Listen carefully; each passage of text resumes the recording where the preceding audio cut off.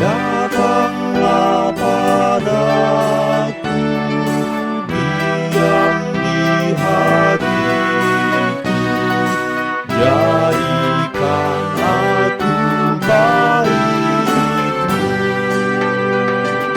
Tinggallah sertaku, isilah hatiku dengan kasih setiamu. Selama hidupku, kaulah harapanku, terpuji namamu. Karunia dan damai sejahtera dari Tuhan Allah Bapa kita serta dari anaknya Tuhan Yesus Kristus Tuhan kita. Amin. Selamat pagi saudara-saudari, Bapak Ibu jemaat yang terkasih. Kembali firman Tuhan yang menyapa kita pada hari Jumat tanggal 28 Mei 2021 terambil dari 1 Korintus pasal 3 ayat 16. Demikian bunyi firman Tuhan. Tidak tahukah kamu bahwa kamu adalah bait Allah dan bahwa Roh Allah diam di dalam kamu. Dan di botohamu joro ni debatahamu, jalatodi ni debata maringanan di bagasan kamu. Demikian bunyi firman Tuhan. Saudara-saudari, Bapak Ibu jemaat yang dikasihi oleh Tuhan Yesus Kristus, Paulus dengan secara jelas dan tegas mengatakan tentang siapa kita di hadapan Allah. Bahwa sesungguhnya orang yang percaya itu adalah bait Allah. Ketika disebutkan bait Allah, maka yang berkuasa, yang berotoritas dalam diri orang yang percaya itu adalah Allah sendiri. Roh Kudus yang diam, yang hadir di dalam kehidupan orang yang percaya. Karena itulah seharusnya setiap orang percaya itu haruslah tunduk, taat, bersedia dikendalikan, dipimpin oleh Roh Kudus.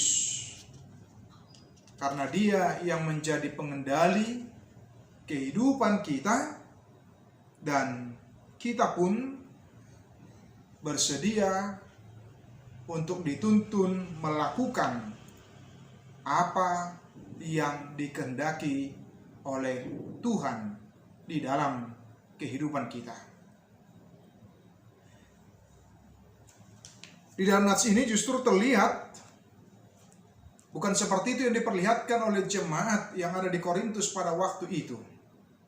Kalau kita membaca di perikop pasal 3 ayat 1 sampai dengan ayat 9, ditunjukkan bagaimana perilaku, kehidupan, dan tindakan dari orang-orang Kristen yang ada di Korintus, di mana mereka berselisih, di mana terciptanya kubu, terciptanya kelompok. Ada yang menyebutkan kubu Apolos, kubu Paulus, dan bahkan ada yang menyebutkan kubu Kristus. Ketika itu terjadi, tentu saja akan merusak suasana persekutuan di dalam kehidupan jemaat, di mana ketika tercipta friksi-friksi, maka kelompok itu akan berjuang, akan berusaha, yaitu menonjolkan, memasyurkan, menunjukkan kelompoknya yang dia dukung.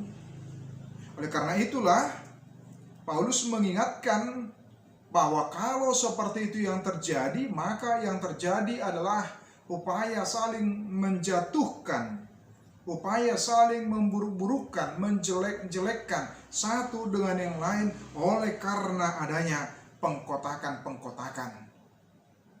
Persekutuan yang demikian akan menjadi persekutuan yang rapuh, yang tidak solid, yang tidak kuat, di mana masing-masing hanya mencari kejayaan, ketenaran, dan popularitas masing-masing.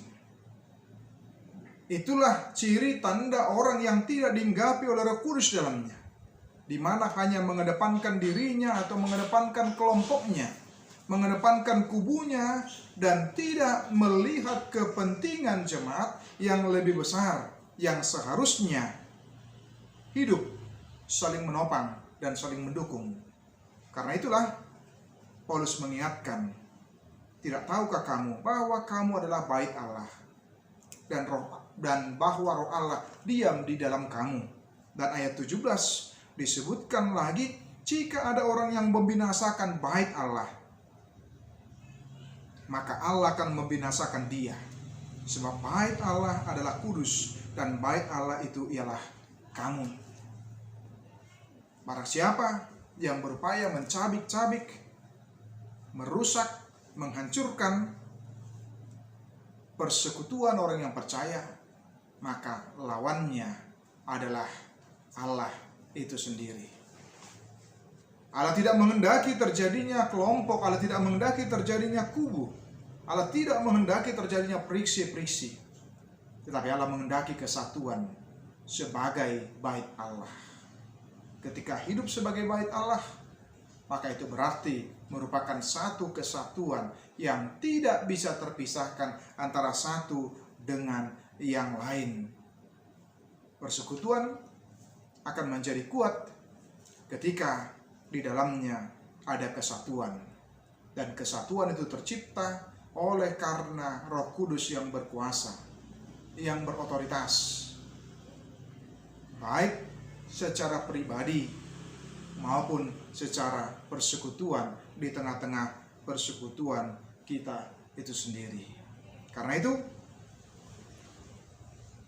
siapa yang tinggal di dalam hati kita itu ditentukan melalui apa dan bagaimana sikap kita terhadap sesama maupun terhadap persekutuan di tengah-tengah jemaat. Jikalau kita menyadari sebagai bait Allah dan Roh Allah diam di dalam kita, maka hasilkanlah sesuatu yang baik, yang bermanfaat, yang berguna terhadap persekutuan kita satu dengan yang lain. Tetapi jikalau roh iblis yang tinggal dan diam, maka di dalamnya adalah keinginan untuk merusak, memecah belah kesatuan orang-orang yang percaya itu.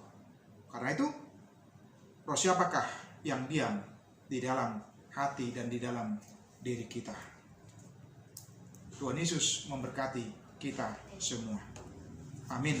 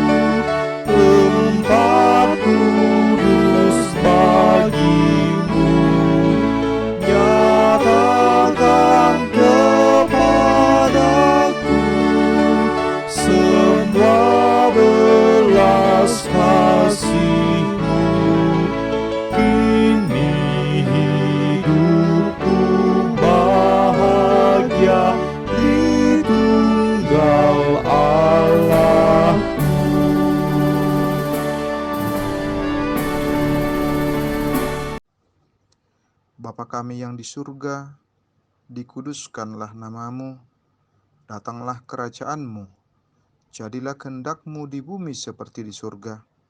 Berikanlah kami pada hari ini makanan kami yang secukupnya, dan ampunilah kami akan kesalahan kami, seperti kami juga telah mengampuni orang yang bersalah kepada kami. Dan janganlah membawa kami ke dalam pencobaan, tapi lepaskanlah kami daripada yang jahat. Karena Engkau yang punya kerajaan, dan kekuasaan, dan kemuliaan sampai selama-lamanya.